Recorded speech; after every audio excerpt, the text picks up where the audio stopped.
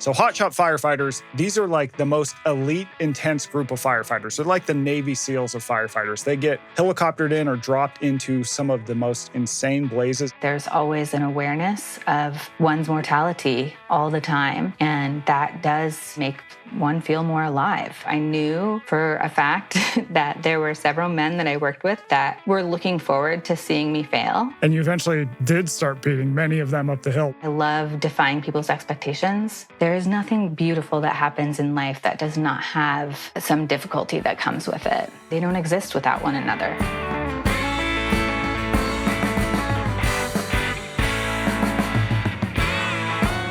Welcome to 2%. I'm your host, Michael Easter. Right now, it is fire season. The West is burning. Europe is on fire. So today is a wonderful day to run one of our very first podcast recordings. We are bringing on River Selby. They were a hotshot firefighter. They wrote the book Hotshot, A Life on Fire. So hotshot firefighters, these are like the most elite, intense group of firefighters. They're like the Navy SEALs of firefighters. They get helicoptered in or dropped into some of the most insane blazes in nature, and they have to deal with it. It's a very dangerous job. So we talked to River about the physical demands of that job, what it's like to work on a crew when you absolutely do not fit the mold, and then finally, why the way that we manage fires may actually be creating more of them. So let's bring on River right now. River, thanks for coming on the show. Thank you so much for having me. Happy to be here. So my first big question, you released the book, Hotshot, A Life on Fire, 2025. It covers your experience working as a wildland firefighter. But you also touch on your personal history and how you ended up actually getting on a hotshot crew. And so I want to read a quote from the book that I really thought was impactful.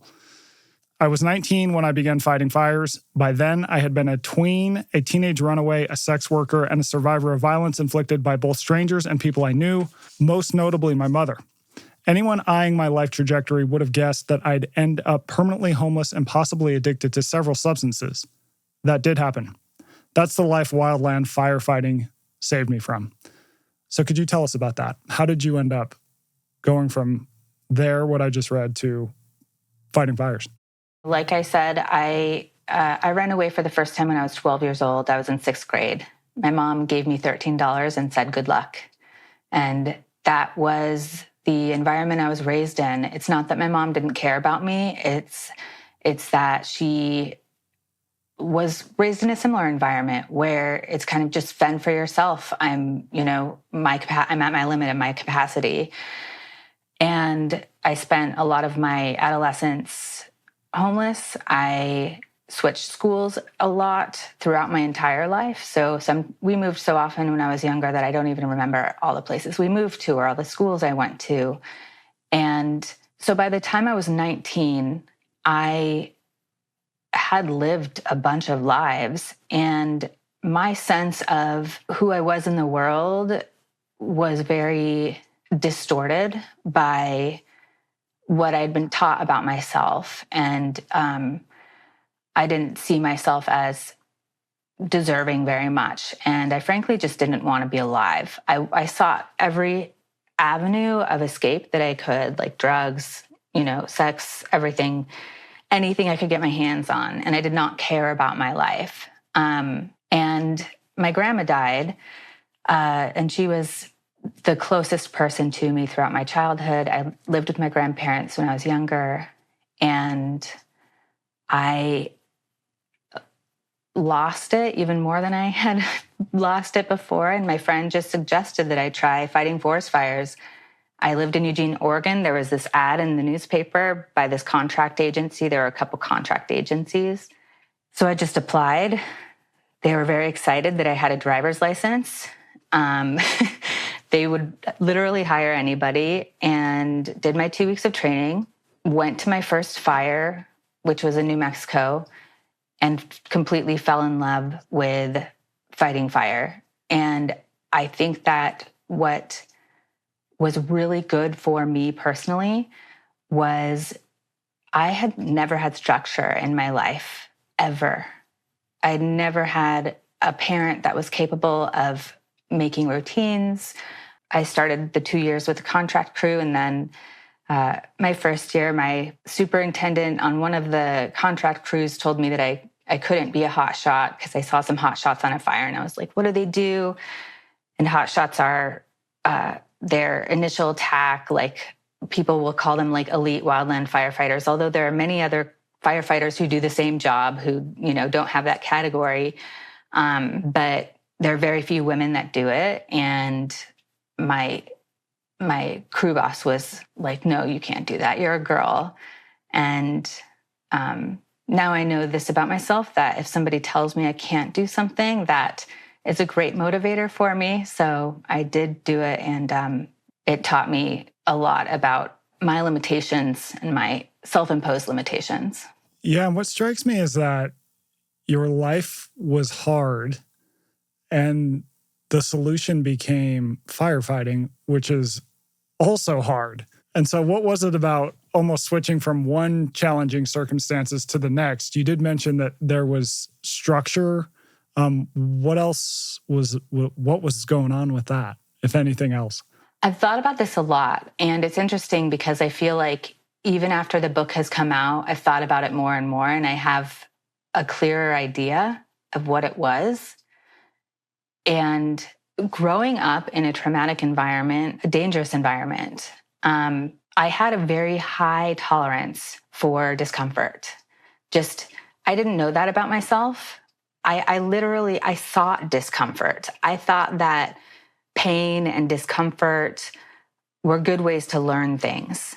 And so I think going into a job like wildland firefighting, a lot of the people I worked with my first year, they never did it again. Some people I worked with on that first fire never came back, and it's not an easy job. It's not a necessarily fun job for most people, but I got some pleasure out of that discomfort and pain and seeing myself encounter it and do a good job and be able to exceed my own expectations and other people's expectations. That was very, very helpful. But I do think I've thought especially about people who grow up in circumstances like mine. And, I was very lucky. I didn't end up in prison. I didn't, and I think that partially has to do with my being a white person, and I think about the possibilities for jobs like wildland firefighting for helping people who have been through those traumatic experiences to help them feel more connected with the earth and to also just feel like, oh, what I do matters. And it was this feeling of my action means something. And I hadn't had that feeling really before very often in my life. One thing I thought was interesting is I think that the physical realities of the job probably wouldn't surprise people. Like, oh, it's got to be a lot of moving. You're probably carrying a lot of heavy gear, probably doing this and that. What did surprise me, though, is how long the shifts are. So talk to us about that. How long were the days? How many days in a row were you working? How much sleep were you getting in between things? Just tell us all about that.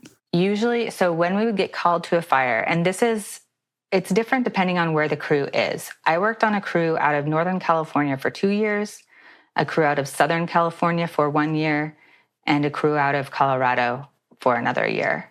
The Colorado crew, we often would drive a long time to get to our fires.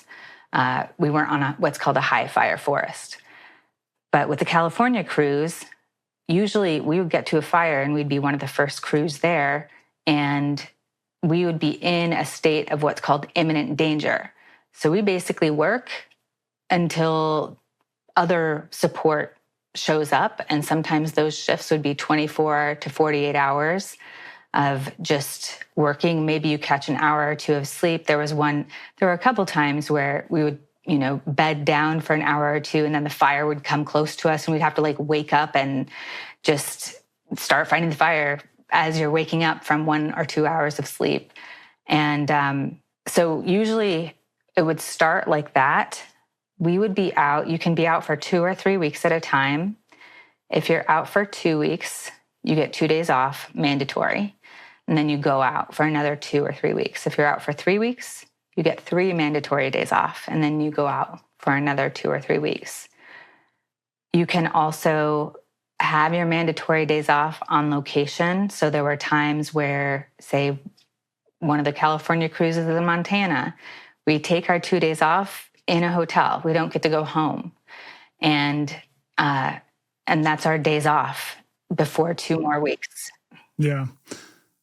So you get thrown onto these crews in year 2000. It's all these sort of rough, hard-charging, very masculine men, I guess I would say.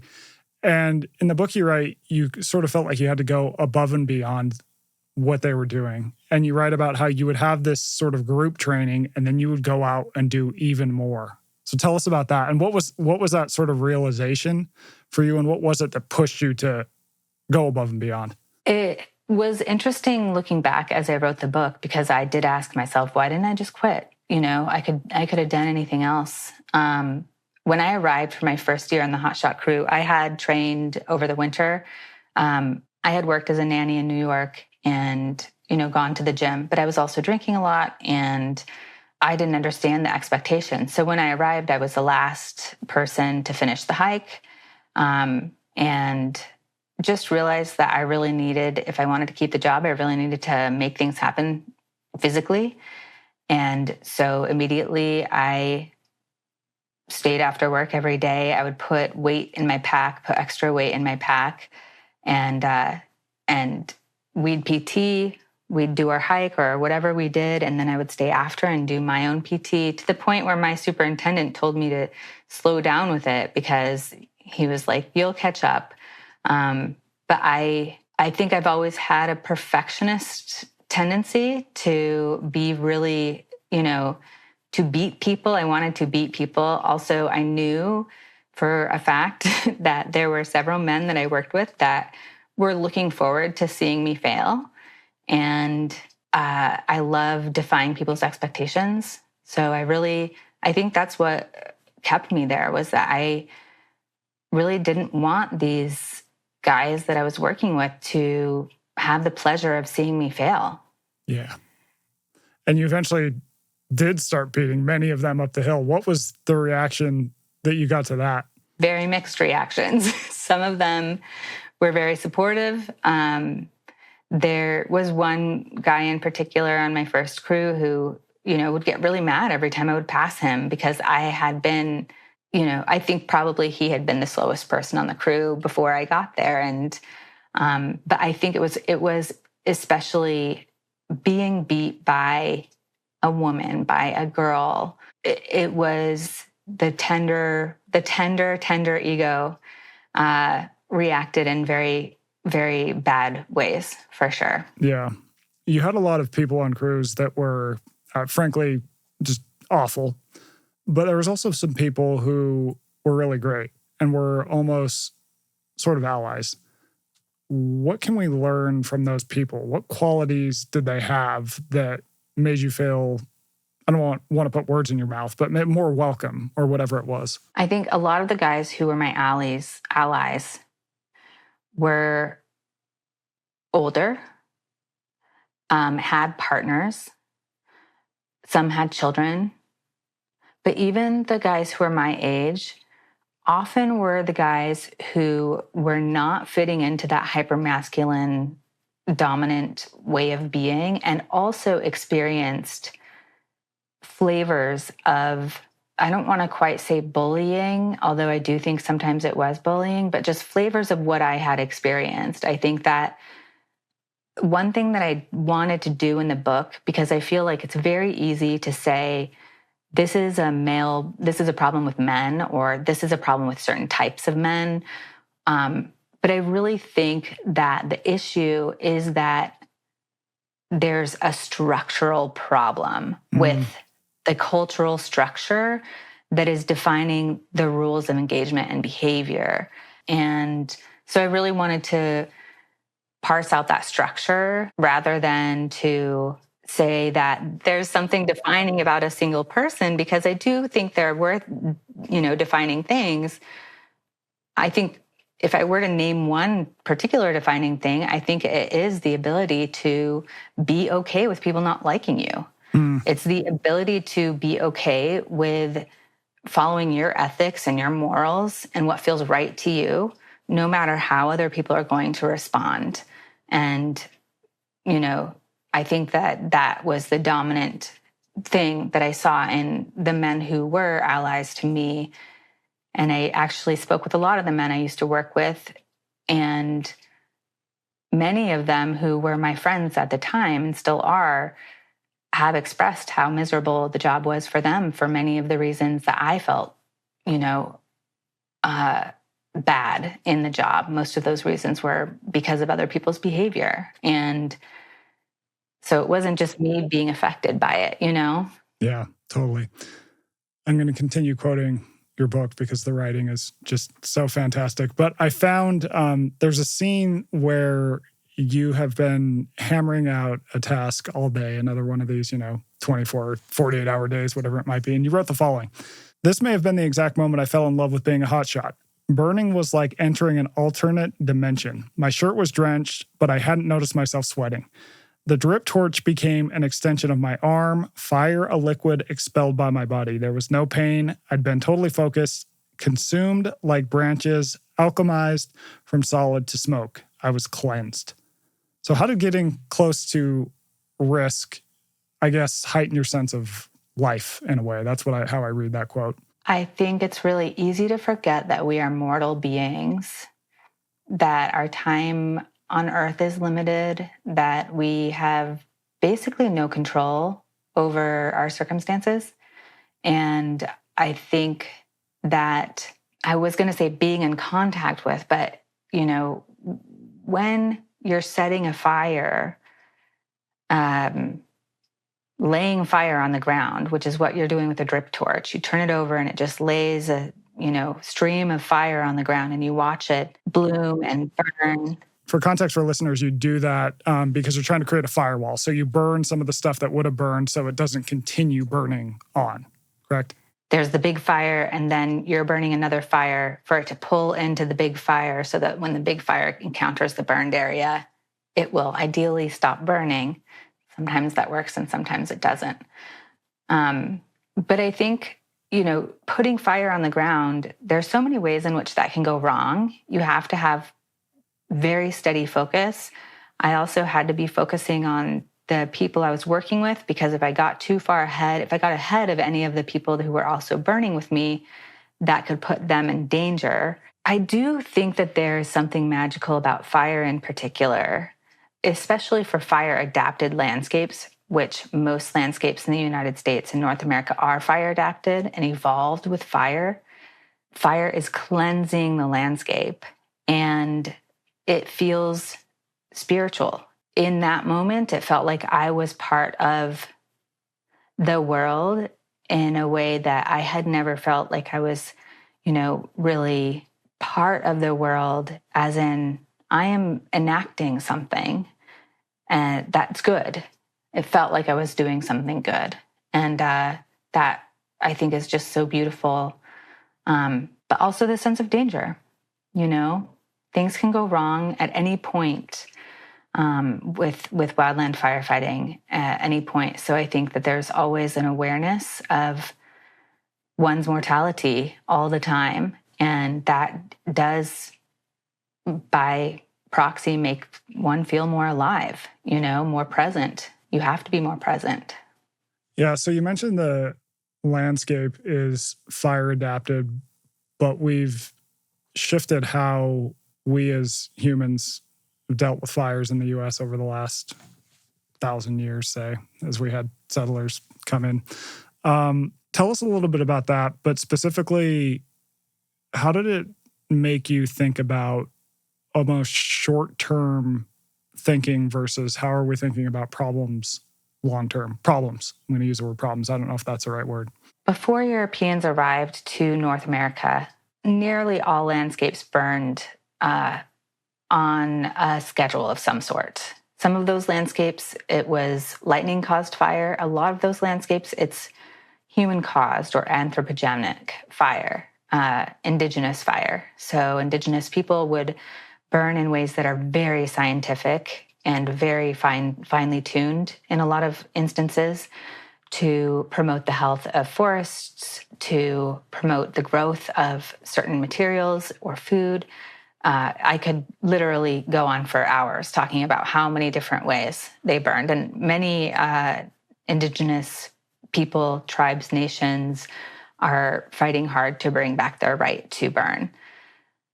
Fire suppression was a European concept that was enacted upon North America and in the United States. And the fear of fire was instilled into American people and leveraged to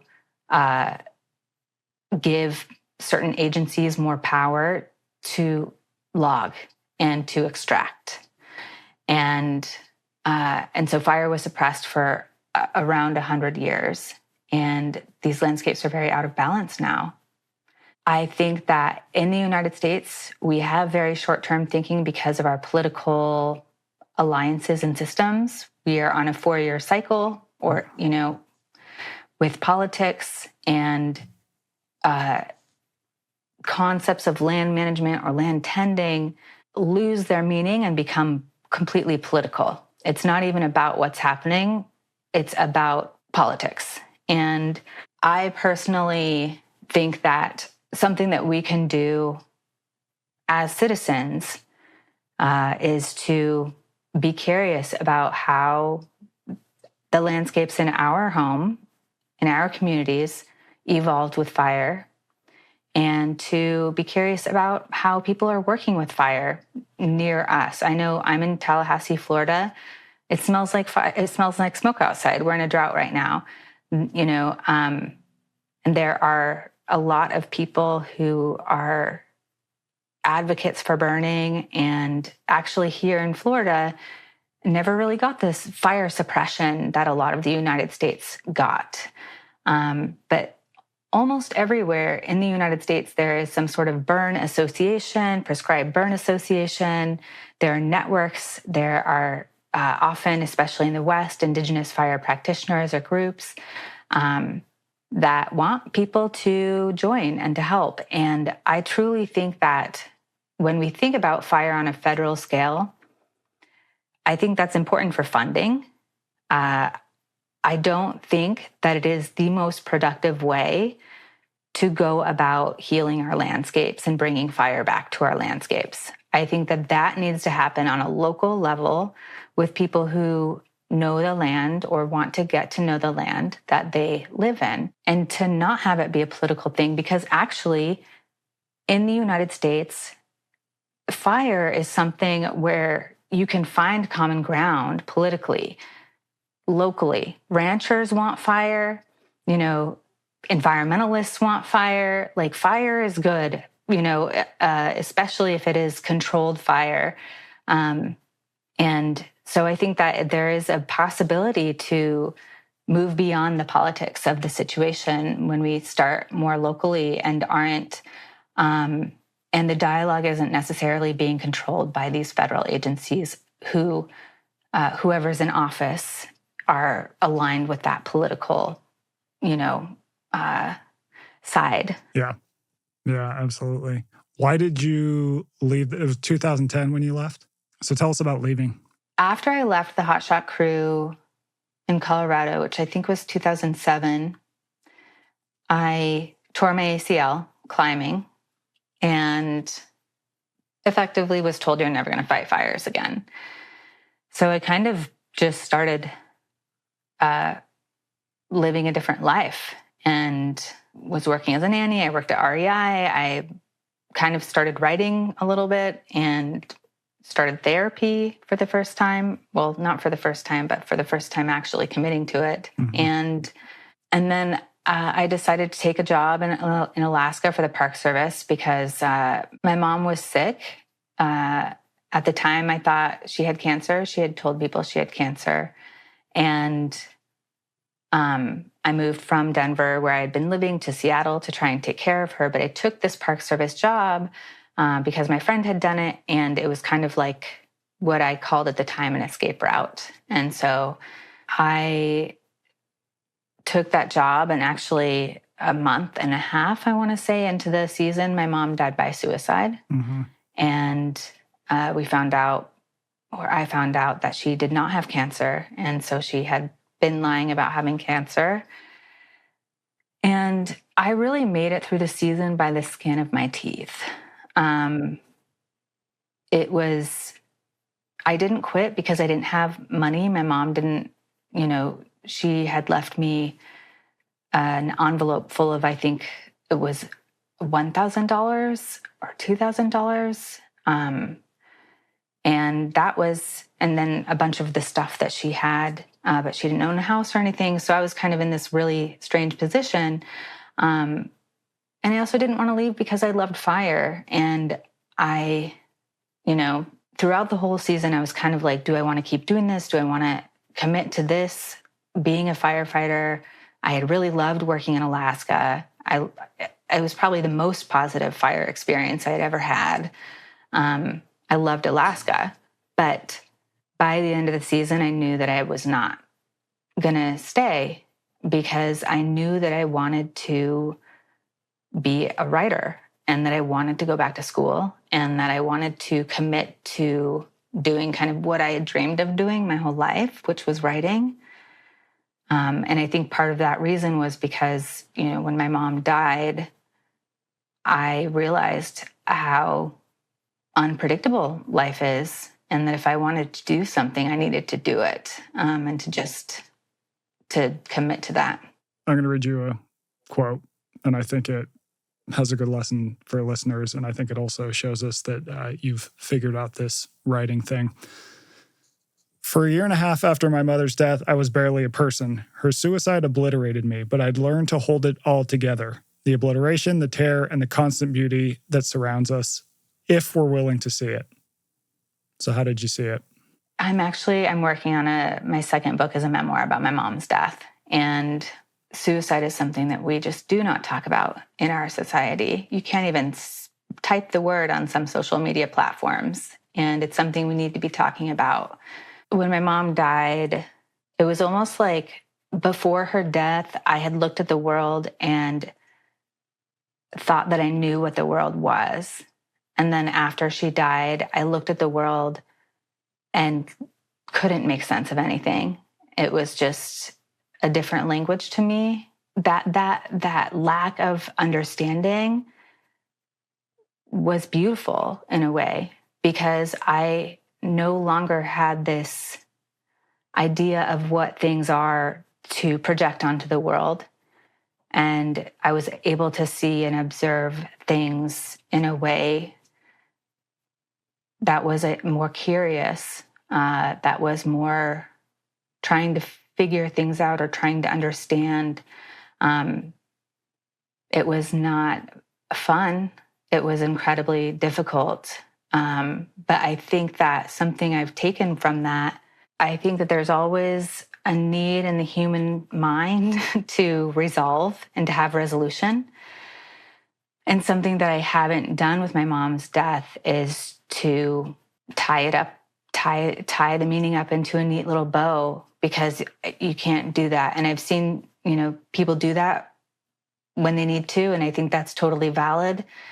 But I think for me, I want to remain open to seeing the world as much as I can without my projection of what it should be or what it needs to be. And I think I have really learned that, at least for me, there is nothing beautiful that happens in life that does not have some difficulty that comes with it. And that difficulty isn't necessarily this bad thing. It is hand in hand with the beauty, with the goodness, because we don't get to feel that goodness or see that beauty if we don't also have that difficulty, or they don't exist without one another. Mm-hmm. My guest today has been River Selby. Their book is Hotshot, A Life on Fire. I would say yours is the best book I read in the last year. It's fantastic. I loved it so much. And I really appreciate you, one, writing the book, and two, taking the time to chat with us today. That means so much to me. Thank you. That's a wrap. Thanks for checking out the show, and thanks to River for the conversation. As a reminder, their book is Hotshot, A Life on Fire. Really great read. We're in your feeds twice a week, so please keep an eye out for more. Hit subscribe, give us a review. That way you get those updates when new episodes come in. And as a reminder, have fun, don't die, and only you can prevent forest fires.